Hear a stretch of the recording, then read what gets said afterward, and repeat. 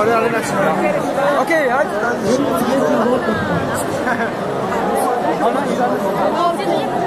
بچه ها این نقشه جغرافیاست. داریوش بچه ها اسمش آسیاست. شکل یک گربه در اینجا آشناست. بچه ها این گربه آره داریوش نه. اونا ایران نگاه کنید. بچه ها این گربه ایران ماست. بچه ها این سرزمین نازنین دشمن بسیار دار دارد هم به دل هم بر جبین بوده نامش از قدیم ایران زمین یادگار بچه ها از هر گروه و هم نژاد دست اندر دست هم باید فارغ از هر زنده باد و مرده باد سر به راه مملکت باید نهاد مؤمنین عاشق صلح و صفاست.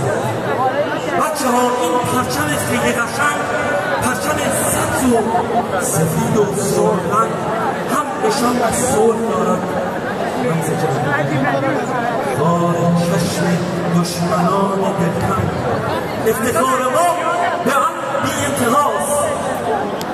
بچه ها این خانه اجدادی است گشت ویران خسته از شلاق استبدادی است مرحمه دردش کمی ببین بچه ایران ها رو میبینیم بالا 4 تا بچه ایرانه سرود به ایران یک صدا با هم افتخار ایران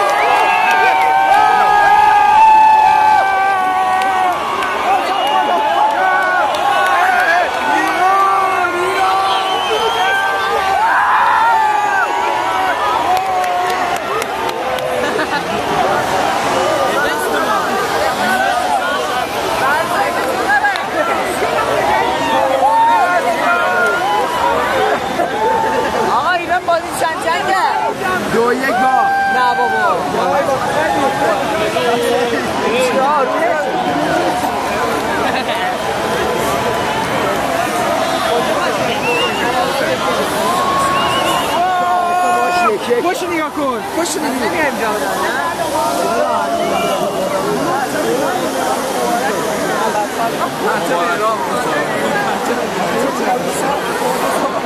به افتخار ایران یه دستش خیلی بلند زنده و پاینده با کشور بی‌انتهای خودمون ایران عزیز.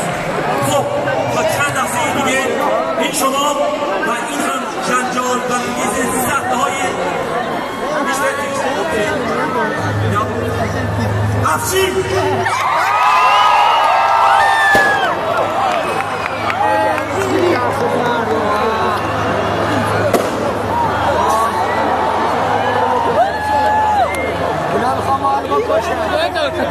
اما ایتالی شپاگتی